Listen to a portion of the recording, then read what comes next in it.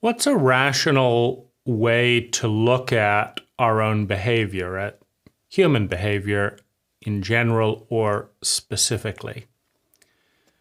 I think the starting point is the possibility field. All human behavior is possible. It's possible to spend your entire life killing people. It's possible to be born with an infectious disease that nobody understands, that mutates in your body or your mother's body, becomes infectious. And it's possible that you kill millions of people just as a result of being born, tens of millions. It's possible that you kill well over 1 billion people before anyone actually understands what's going on and has a response. Right? It's possible that you spend your whole life trying to do good and having a horrendous series of outcomes that make the world a much worse place. It's possible to try and hurt as many people in as many ways as possible as an act of protest, of revenge for an unjust world, an unfair situation. And it's possible to do an enormous amount of good inadvertently, indirectly in the process by not thinking through the many complex implications of every action. Right? You might, start instilling discipline and effective practices in order to do the most harm to the most people. You need a really trained and effective team, right? And you might develop the best leadership or indoctrination system.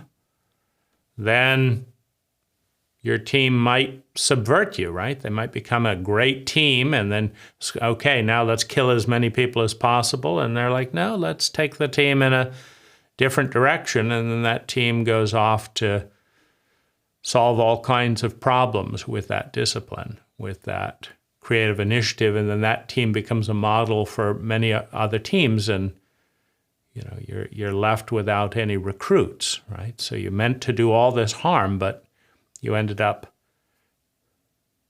pioneering new leadership skills, giving millions of people jobs. All of this is possible, right? So the possibility field is really, really big. If you can imagine a situation of it happening, it's possible. If you can't imagine it happening, it's still possible. There are so many things that we never thought about. Right? We didn't realize that that's possible. So the possibility field is really big.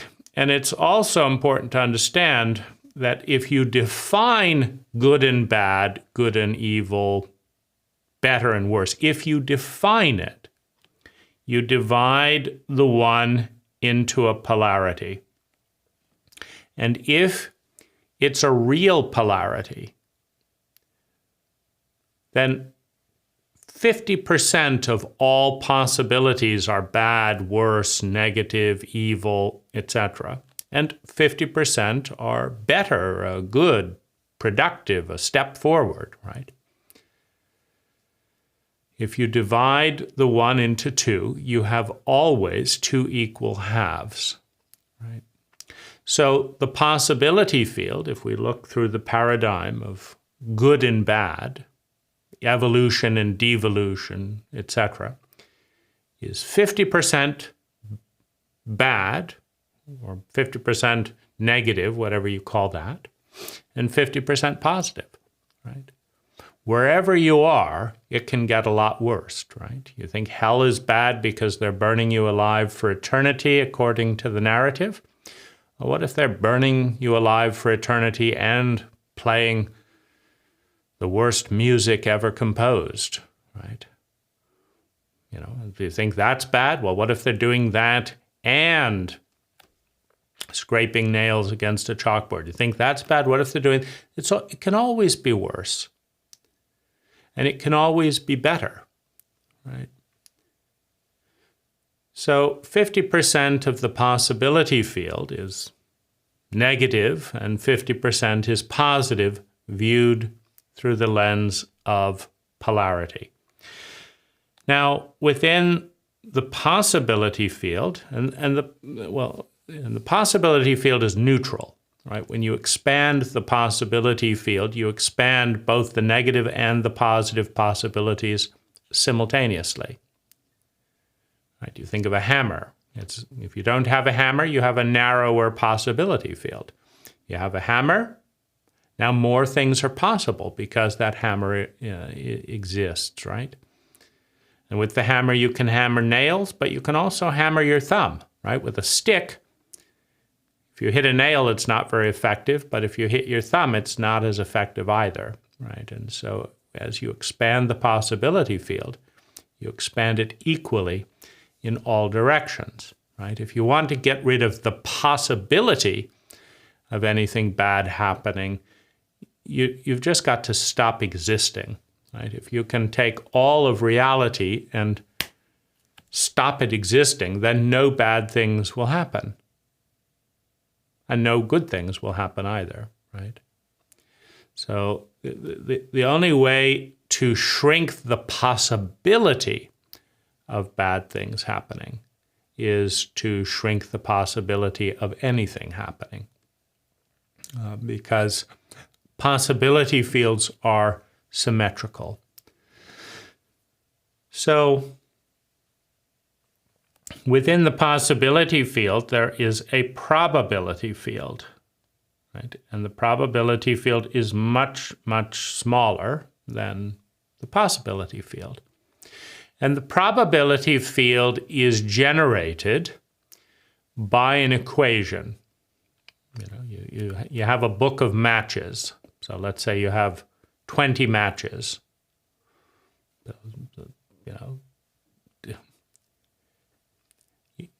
If you have a book of 20 matches, that's your possibility field, right? So the most matches that could be lit within one book's possibility field is 20 matches.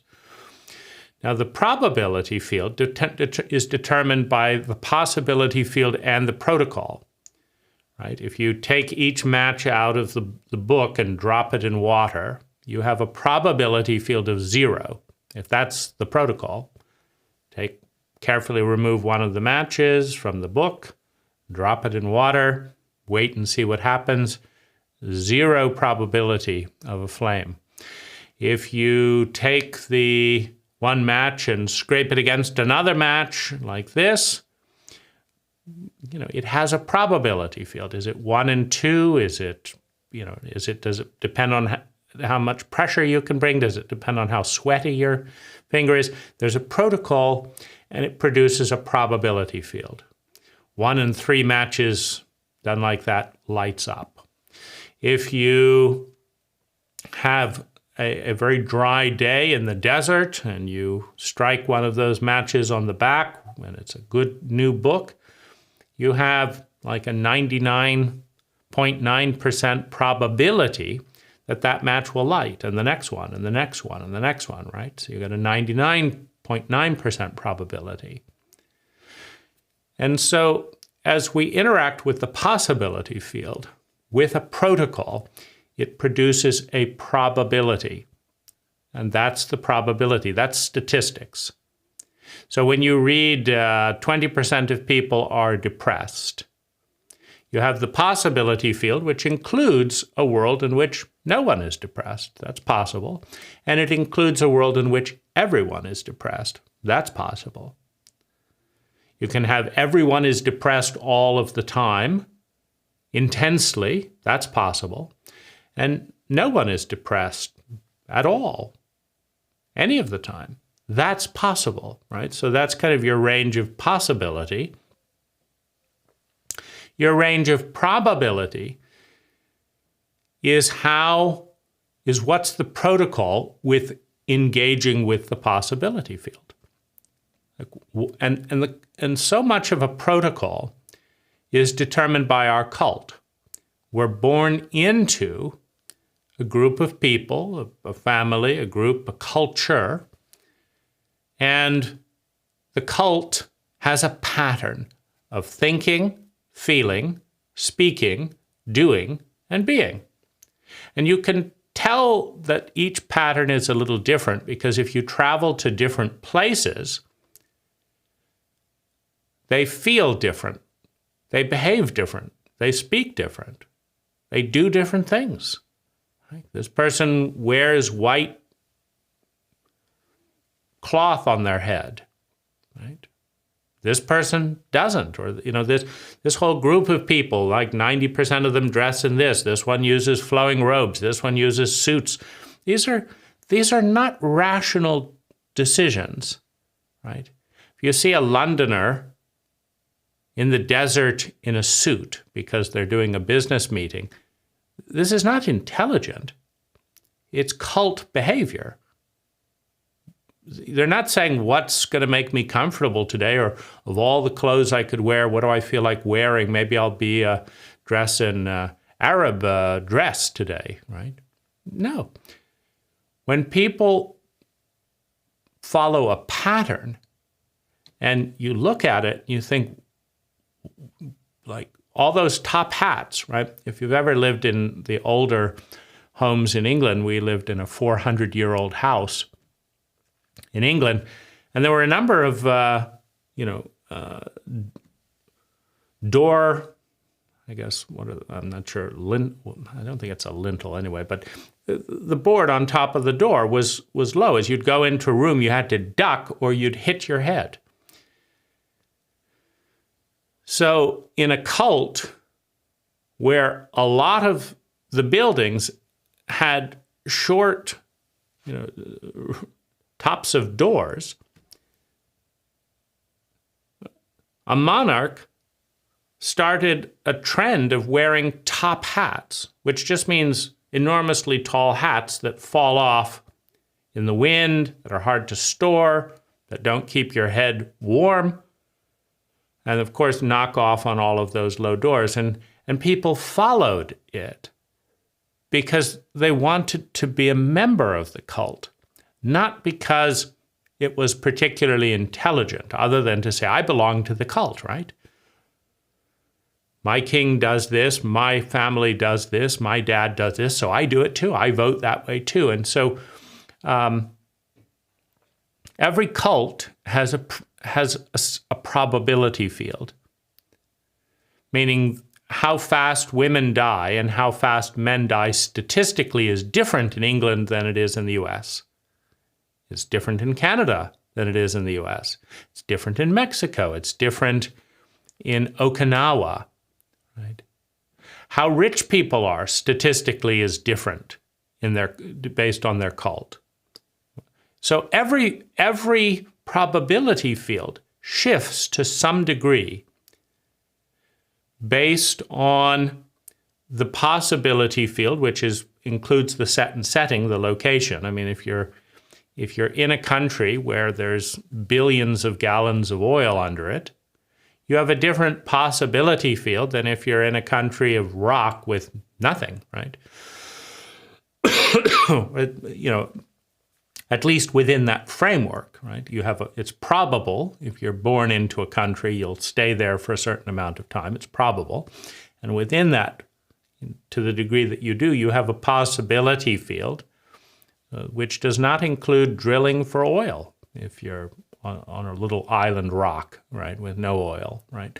So there's an interaction between a group of people and a possibility field that forms a probability field, right? The protocol and the environment produces a probability field. And that probability field is better or worse than other probability fields. Why? Because we're looking at it through the lens of better or worse, or duality, right? You go to a place like Denmark, where like more than 95% of people are college educated. More than 95% of people like their jobs. more than 95% of people like their government. The parks are, on average, higher quality than the parks in the United States, on average, by maybe 250% more. High, better maintained, more beautiful, better proportioned design, nicer art. Right? So you look at those statistics; these are these are huge. If you ask a majority of Americans how happy they are with their government, a majority will express dissatisfaction, even with their own party. So you go from a majority that are dissatisfied with their government to a huge majority that is satisfied.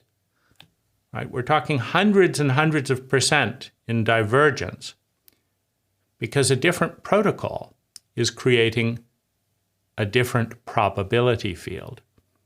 You ask how many Americans like their jobs, right? 20%. You ask how many Danish people like their job, 70, 80, 90%.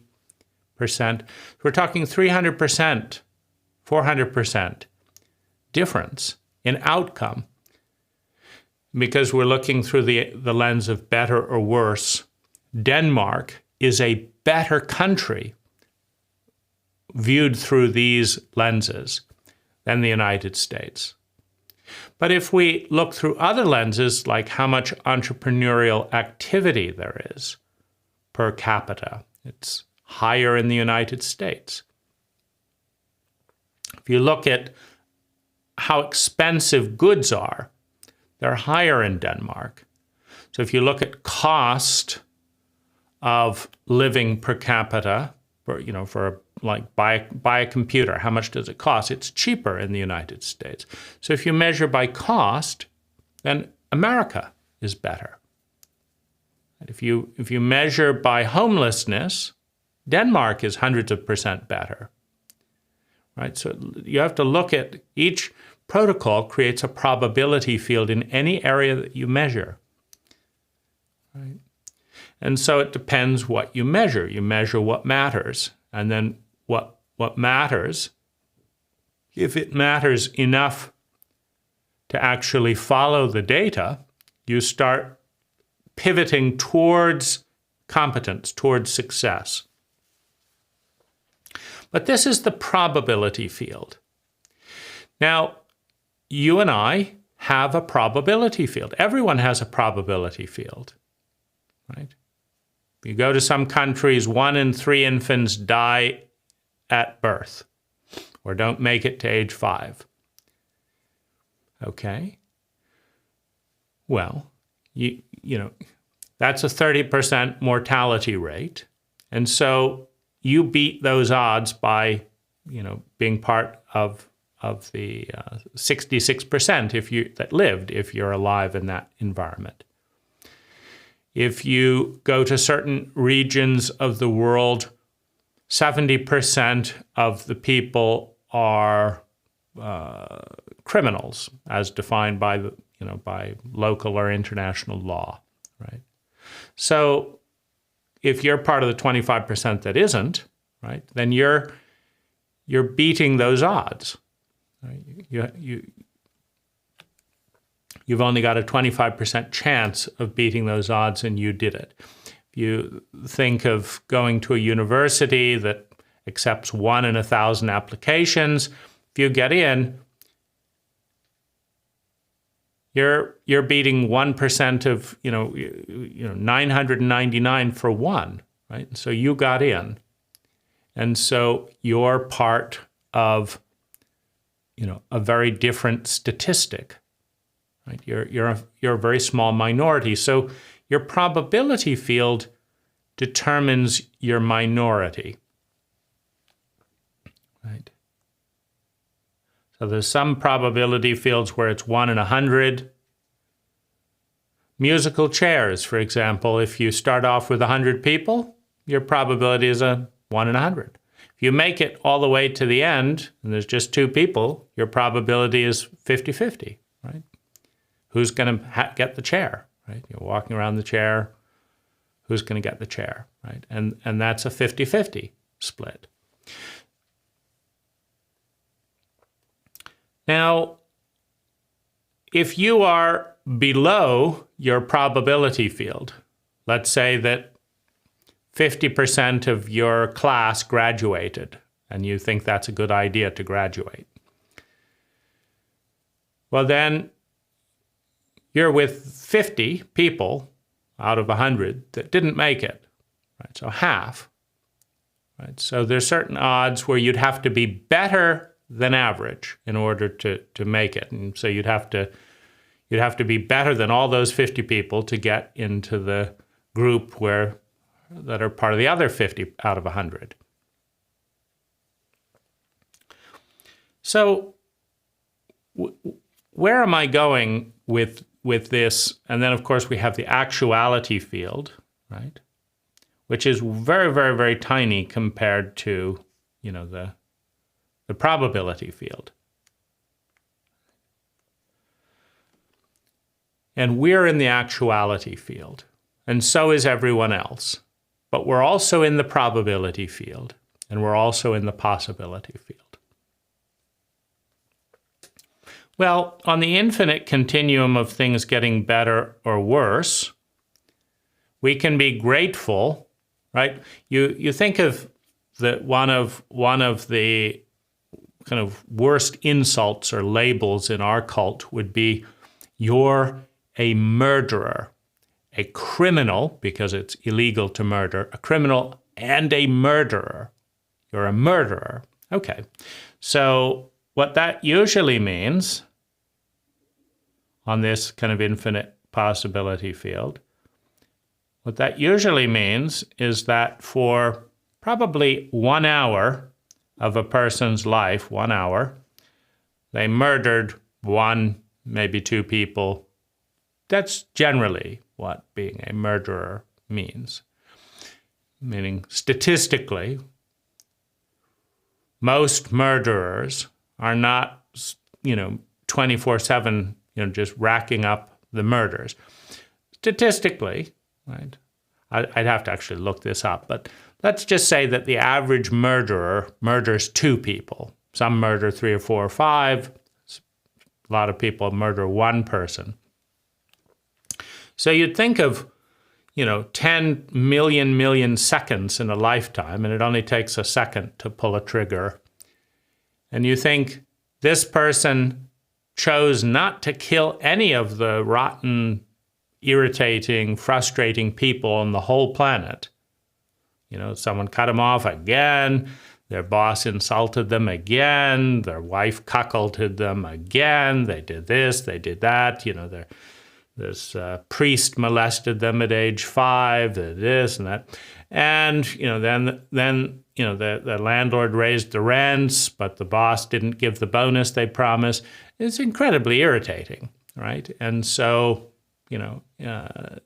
killing all these horribly irritating people, doing all these tremendously, cruel, dysfunctional, irritating things takes a few seconds,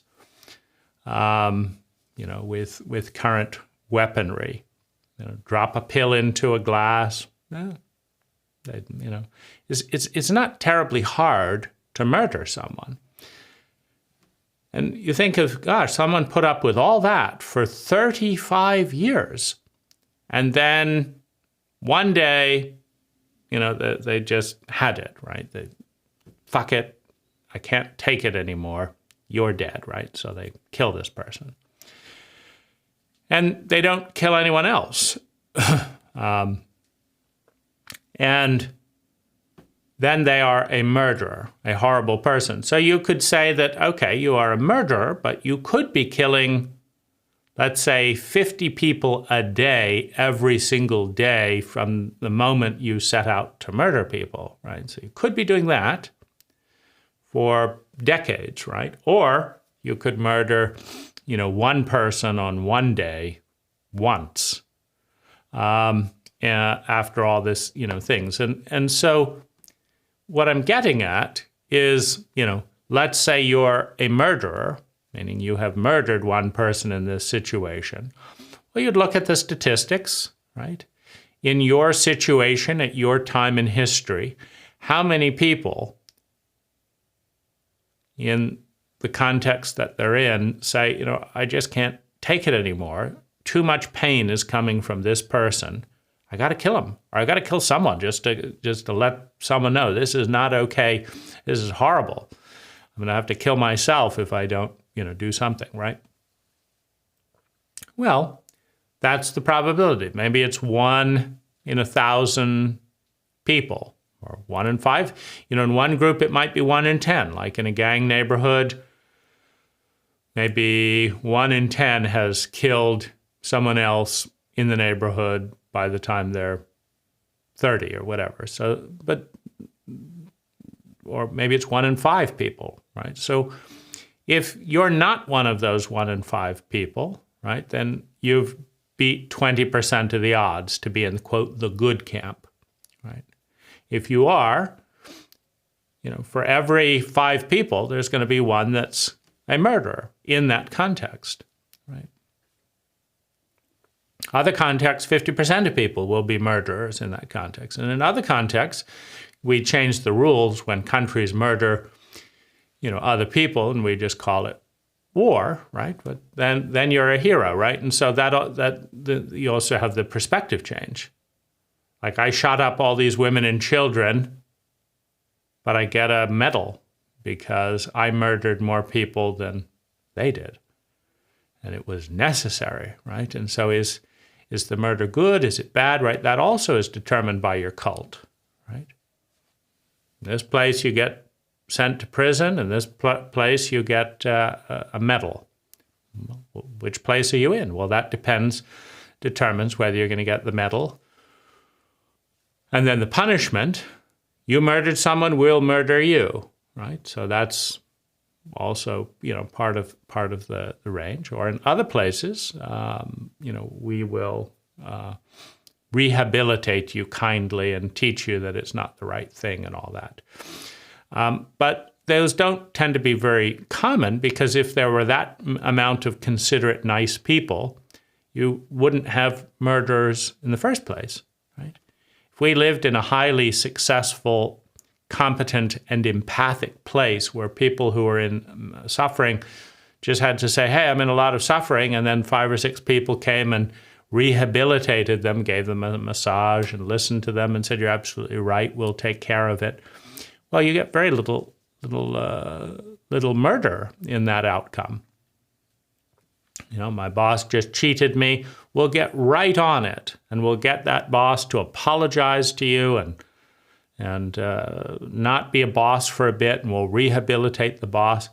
Well, suddenly the murder of bosses goes way down, right? And lovers, they actually were kind and considerate and did what they said and didn't give you a sexual disease and didn't get you pregnant and, didn't run around humiliating you and didn't, suddenly the spousal death rate goes down significantly, right? And all you do is you say, I need some help. I've got a dysfunctional spouse, and 5 people rush over immediately and get you lots of help. Well, no need to proceed with the murder. But the same kind of dysfunctional sociopathic cult where you say, I need help, and they say, deal with it yourself, and you don't know how to deal with it, so you just shoot them, right? The same kind of dysfunctional cult that does that also tends to be pretty tough on crime, right? Because they don't want to deal with you either. They didn't want to deal with your problems there. They don't want to just put you in a cell or execute you. And so, it kind of goes hand in hand in that probability field. So there's a couple of interesting, things to look at. And the first thing is that 99% of what's happening now will be considered ignorant, incompetent, barbaric, old-fashioned, and just absolutely crazy by the standards of, let's say, 10 million years from now. Now, we look at people 30,000 years ago and think they're crazy, barbaric, unhygienic, ridiculous, ugly, blah, blah, blah, hairy, eating raw meat, just didn't wash their hands adequately before dinner, horrible, horrible ancestors, right? Just 30,000 years ago. Well, a million years from now, probably every single thing about this reality will be considered so embarrassing. Oh my God. We wore fabrics. We did medicine like this. We sent people to schools. We separated kids from life to teach them about life in an artificial environment that had nothing to do with life. Life isn't segregated by age and sex. So let's teach people about life by segregating them by age and sex, right? Life is not about calculus, so let's teach them calculus, right? Life is about eating, so let's not teach anyone how to cook, right? This is nuts, right? It's not hard to see it at the moment. So just imagine a million years from now, every single thing that you and I are doing, oh my goodness, and watching. I mean, can you remember the absurd days of YouTube and screens? Oh, just so pathetic, right? People sitting there using the English language, ridiculous. So archaic. So it is important to understand that from the future, you just have to go out far enough, everything is backwards, horrendous, stupid, criminal. I mean, nobody would ever allow it. Now, simultaneously, if we go back far enough, right? Let's say we go back 30,000 years and live our narcissistic lives with our gas-guzzling cars and are addicted to our cell phones and eat junk food and are fat and go to hospitals that kill us if we don't die from heart disease and cancer. They'll kill us from complications, the third cause in medical disease. So we take all this ridiculous, dynamic and bring it back 30,000 years. We're all saints, gods, heroes, miracle workers, angels sent from God, right? They've never seen a hat. They don't have a YouTube screen. How is that little person getting into that screen? What are they saying? Are they talking a language we've never heard of? They drove off in a metal horse. What? They're speaking language. We don't speak language. We grunt, right? I mean, this is incredible. I mean, these people are so beyond us. They're just all gods, goddesses.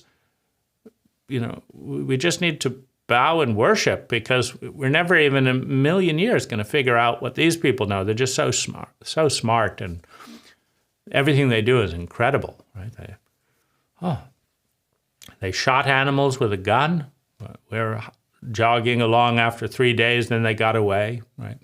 So first of all, how we are viewed is a matter of time.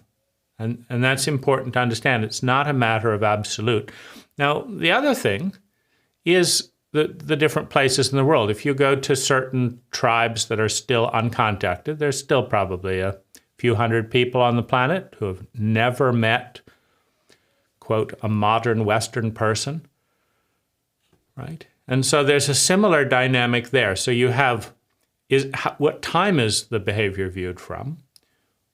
And then you have what location and context, right? If you go to a slum and park a Ferrari and bring in a top band and give out pretzels, you are a hero. If you go to a wealthy neighborhood and park your Ferrari, nobody wants your pretzels. They're gluten intolerant, and the band is making a nuisance, and you'll be arrested if you don't shut up because you don't have a permit for that band. It doesn't matter how famous they are. You get a fucking permit or you'll be sued by everyone around. So in that sense, you're a miracle worker, you're a blessing, you are a nuisance, illegal, and offering unwanted assets, right? So we can see that our behavior is viewed from a perspective in time and a perspective in space, right? And a perspective of context and a perspective of probability. And what I mean by that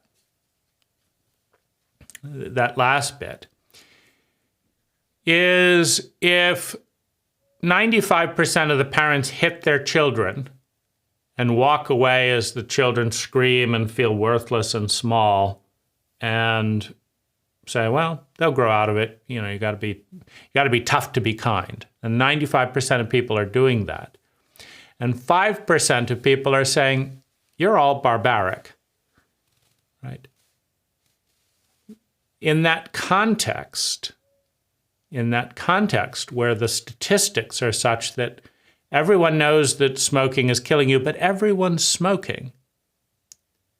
Everyone knows that drinking is killing you, but everyone's drunk, right? It's fine, right? In a context where the vast majority are doing something, whether it's intelligent, idiotic, kind, or cruel, you are viewed through the lens of the majority. If everyone cheats on their taxes, then it's no big deal that you cheat on your taxes. But if you are the only one who cheats on their taxes, and everyone says, what? We've never heard of anyone cheating on their taxes. This is horrible. Robbing the government of the money they need to help the public. Oh, you're the only horrible person. This is unforgivable. You're the only one, right? So it's not just what you're doing. It's where you're doing it, and when you're doing it, which determines whether it's ahead of its time or behind its time in a given context. So what have we gathered so far, right? Whatever we are doing and whatever our cult is doing and whatever the horrible people are doing, they could be doing a lot worse, right? Hitler could have just killed as many people as possible all the time. Hitler could have transcended race and just killed as many people as possible anytime he had the opportunity, right? And that would be worse than just singling out this group of people to kill. Hitler could have lied all the time rather than just much of the time, all right? And he could have lied to his girlfriend rather than just lie to foreign governments, right? I mean, it can always get worse. It can always get better, right? And anyone could be a Hitler. What, you've only killed 3 people? There's nothing, right?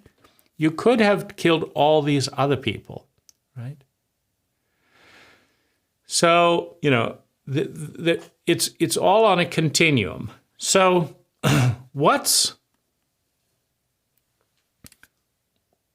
knowing that there's no solid ground, meaning I could go into a circle where this video would be narcissistic, and meaning this would be a horrible thing. Who does this guy think that he is telling people things? Does he think they don't know, or is he so self-important, right? So there are circles of people on the planet where me doing this is a horrible, insulting activity.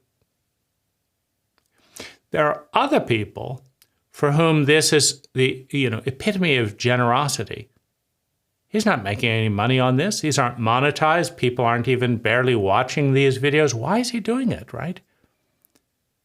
He's trying to think things through, both for himself and share it with other people. This This is, the highlight of civilization. If people were more introspective, if people thought more, if we all learned to think more, the world would be a better place. That is an example of progress, of good things, right?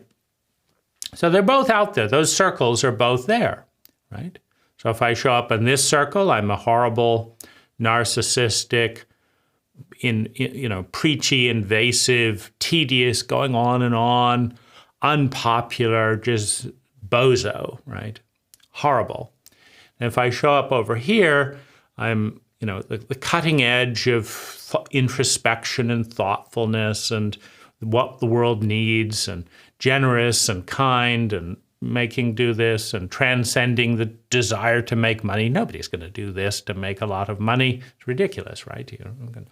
So you have these two groups. So which group do you want to belong to, right? And this partly comes into your own values, right? Your own values. What do you value?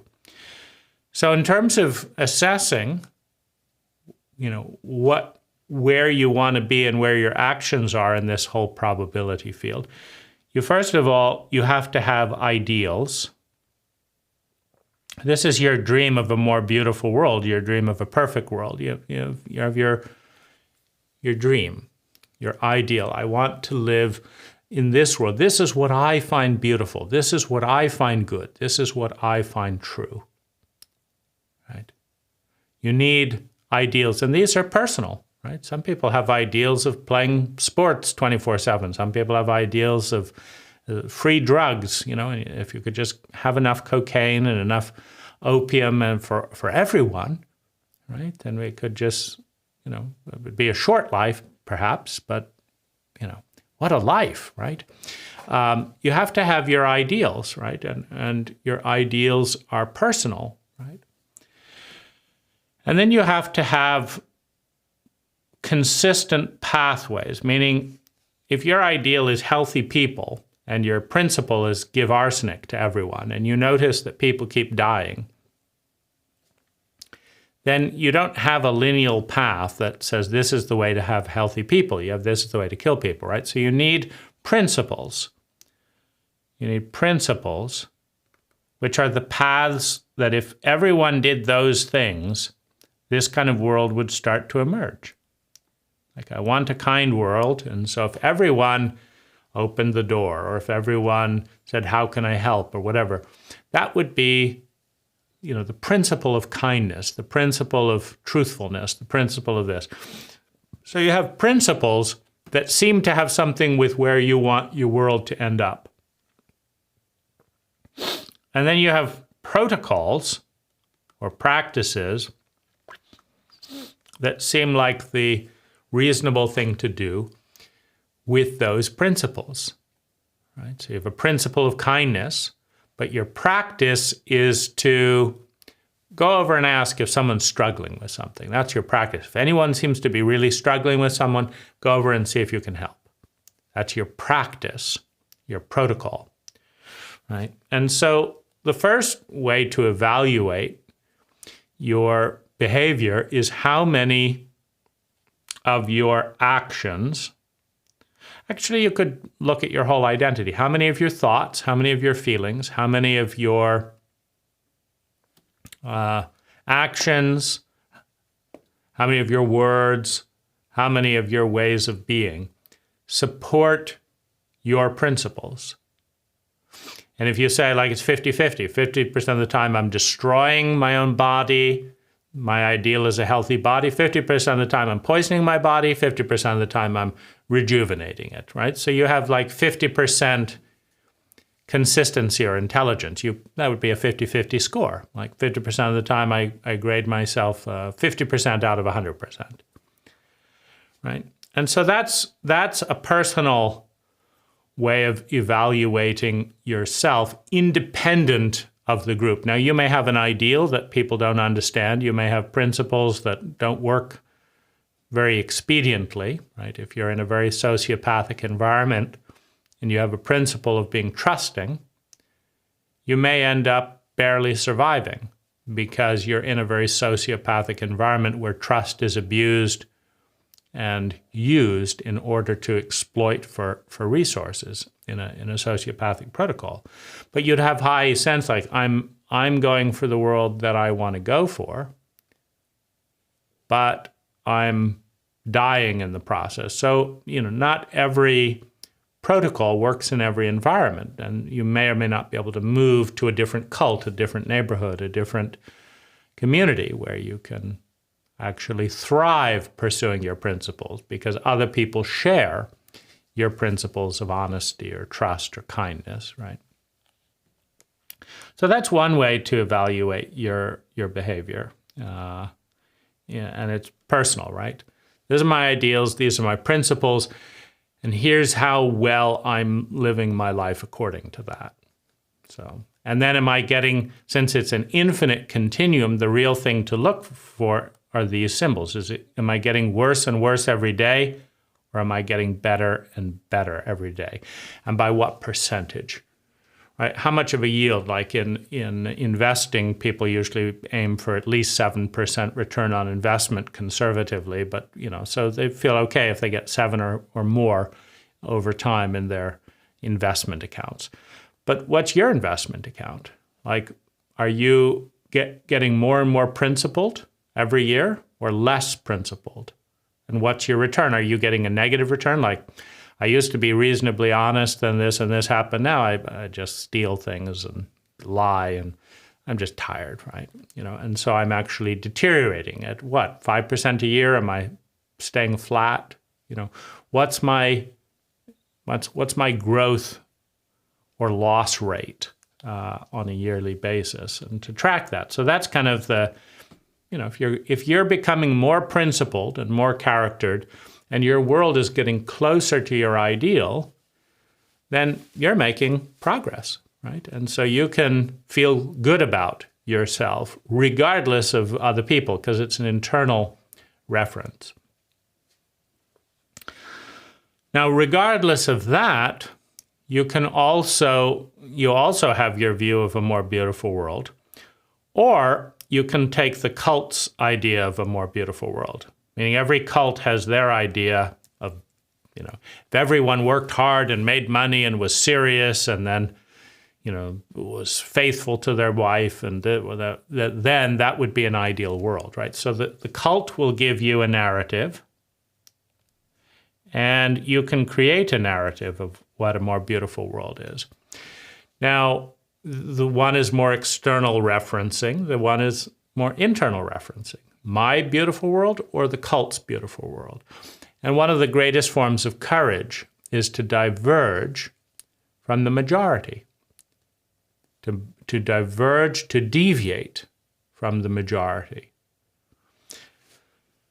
So these are the two kind of ideals, your ideal. And then the other way that you can look at this is it as a probability field. So the cult, and then there are certain areas where you and the cult will overlap. And then there's other areas where you won't, right? So here, this is all me and nobody gets it. Here, the cult and I agree. And here, this is all bullshit from the cult that makes no sense, but everyone's doing it. And what are these people doing? Why will Americans work an extra hour of overtime and give up an extra hour of sleep when the statistics are clear that Americans will be happier if they have more sleep and not that extra hour of overtime, right? So why are they doing the wrong thing, in other words, right? It's, misinformation, right?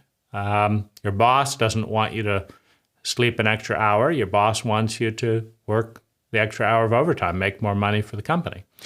So, but in this overlap area, you might say, I like discipline, I like doing what I say, I like paying my bills, I like this and that. That's all part of trust and all this.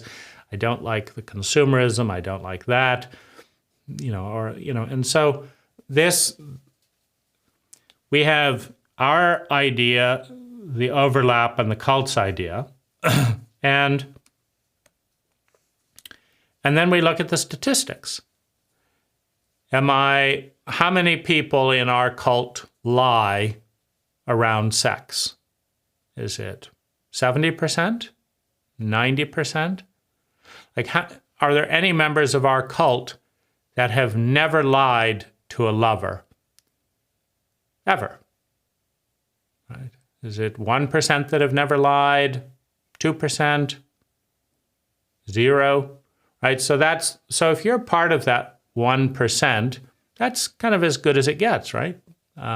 You can feel like I have more integrity with my principle in the world that I want to create than 99% of the population. Then there's violence, right? We all, I don't want to be violent. The cult doesn't want me to be violent. Okay, so I am not violent 99.9% of the time. And I'm part of a statistic. Like, it seems like 50% of the people are not violent 99.9% of the time. And then there's like 0.5% or 1% that is never physically violent, or 2%, whatever. And if I'm part of that, then you can't get much higher than the 1%. In other words, if you look at your statistic and you decide what the good ones are, like I want to have, if you're part of the 1%, you're in the cult that says that accruing money is the blessing of all blessings, and you're part of the 1%, well, then bravo, right? You've succeeded. If you believe in telling the truth and you're part of the 1% that doesn't lie, well, then you're pretty much made it, right? I mean, it becomes perfectionistic and abusive at that point to start saying, well, I'm not 1% of the 1% of the 1%. Meaning, if you're in the 1% of any group, you've made it, right? That's time to enjoy and appreciate and maybe help others move from being in the 5% to the 10%, right? So if you're moving in a generally flat or positive direction, you can grade yourself within your possibility field. Right? I lost it and I killed an innocent person. I'm not happy about that at all. Right? On the one side, I could be killing innocent people every single moment of every single day. On the other side, the best I could get is to get through life without killing a single person. Like, that would be my goal. And I'm one short of that. I just lost that. So how do I not have that happen again? Why did that happen? But also look at the probability field, right? Am I part of a 1% that is murdering? And in which case I'm at the very bottom of my cult? Or am I part of a 50% murder, environment where 50% of murder? Am I part where, killing another tribe's person is the sign of becoming a man, and that's kind of celebrated for its discipline and art? Or am I part of a cult that says this is unnecessary, that's what the police are for, and ritual killing is not good anyway, and blah, blah, blah, right? So there's context dependent, and then there's also statistics, right? So if you map where you are clearly on the statistics, right, for people of my age, for people of my gender, for people of my race, for people of my economic status, for people of my opportunity, right? If you're only making $5,000 a year in America, right, you're part of the bottom 1%. If you're making $5,000 a year in, some horrendous neighborhood in some very poor country, then you're part of the top 1%. So that's context dependent. So you look at in your environment, you look at the people around you, the class that you went to school with, and you see in which areas am I doing above average, and which area am I doing below average? And am I doing below average overall, right? And it has to be a specific thing because, for example, if you have a mental or physical disability, right, then you're not part of the statistics. That's why they have, Olympics for people with disabilities, for example. I mean, if you don't have arms and you manage to throw a javelin with your mouth 1 foot and nobody else can throw it more than a few inches, you're the champion. Because in that probability field with people without arms, or you did it with your toes or whatever. So you have to be honest about which probability field you're in to get a sense of how much growth you are contributing, what you're bringing to the mix. I learned something new that my parents didn't know. I'm the only one of my family to get educated. Well, that's from you, right? You've got 100% uneducated. Now, maybe they didn't have the same opportunities in their generation, right? So it's not all you, but the opportunities shifted, and now you're part of 1% of your family who's educated, right? But you're the only one, and then you're doing quite well, despite anyone in your family being able to understand or support you. And sometimes even you lose a sense of camaraderie if people start not associating or identifying with you because you're educated and they're not. And then they don't even want to have dinner with you. Sometimes you fail just so you can hang out with your friends. Right? If you're part of a crime gang and all your friends are part of the gang, right? And you've got this great opportunity to go work at a legitimate company, you're going to feel torn, and maybe your friends will too. It's breaking the narrative. It's, you can't be in that legitimate company and invite criminals into the company if they're going to steal and undermine the job. And so it creates a divide. But you can look at the people given your opportunities and at your age group and your body type and all that, and you can say, am I doing above average or under average? Now, most people think that they are better than average, which is an interesting thing. I think 90% of people think they drive safer than average, that they're healthier than average, that blah, blah, blah. And of course, that's just not true. But you can start digging into the data and seeing, like, okay, I'm depressed. What percentage of white males at this age group in this nationality are depressed? Okay, 20%. Okay, so I'm 1 in 5, right? And so if I succeed in not being depressed, so how would I get out of that? And then you can learn from statistics, okay, people who stopped being depressed, half of them did it by moving to a different country, half of them did it by getting more sun, whatever it was, right? And you figure out, okay, you move in the direction where the probability is lower, right? If you're depressed in this environment, there might be another environment where fewer people are depressed. And so you move in that direction.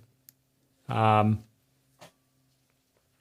so, that's the direct, that's the direction you want to move in. But also you can look and evaluate yourself. If you're in the top 10% of your demographic, you're doing very, very well. So even if you feel badly, even if you're carrying shame and imperfection, even if nobody is noticing and appreciating, if you map out, I think doing art is a good thing. And in my neighborhood, with my age and stuff, only 1% of the people do art. But I do art. I'm part of that 1%. I'm proud of that. I like myself for doing that. I wish more people did more art. I'm in the 1% that does art. And I think that eating healthy organic food is a good idea. And I'm part of 10% or 5% of people who buy all organic food. I feel good about that. I like that I'm supporting a healthy environment. At the same time, I'm supporting a healthier body. At the same time, I'm supporting farmers who are doing what they think is the right thing. I'm moving in 3 ways towards a better world. I like that. I'm part of that 5% of people who buy all organic food. in my demographic, my age range, right? And then I think fast food is bad. It creates lots of garbage and this and that and the other. It's not organic and this. And I never go to a fast food place. So I'm part of, or I only go 3 times a year or whatever it is. And so most of my population goes once a week, right? And so I'm 10, 20 times better from a health point of view in that area. So so I can feel good about that, right? And, what percentage of my population reads a book? How many books a year? Okay, well, I read, 30 books a year. Well, I'm in the top 1% of my demographic for reading books, right? And how many percentage of people meditate, and how many do? So you look at your life and you can start seeing, okay, I'm in the top 5% here. I'm in the top 1% here. I'm in the top 3% here. I'm in the top 4% here. And if you're high, like if you're in the top 85, if you're doing better than 85% of the population, maybe 86, 87, if you're up in that range, that's a pretty good grade. And then if you're trending in a stable or somewhat positive direction, that's a really good outcome. And so one of the reasons I'm doing this is because shame erodes self-esteem, erodes a sense of accomplishment, and regardless of where we are in these demographics, creates feelings of worthlessness, feeling of pain, feeling of depression, feeling of helplessness, feeling of it's pointless, it's not going this way or the other, it's not good enough. These are all messages of shame. And we're not, other than are we normal, which is, I don't think, really a measure of self-esteem. I'm normal. I think these are some ways to work with. I mean, these are the matrices that I work with, and I think would be a good idea to work with some more in the times that I feel depressed or just a low sense of self-value. And so I hope it helps you as well.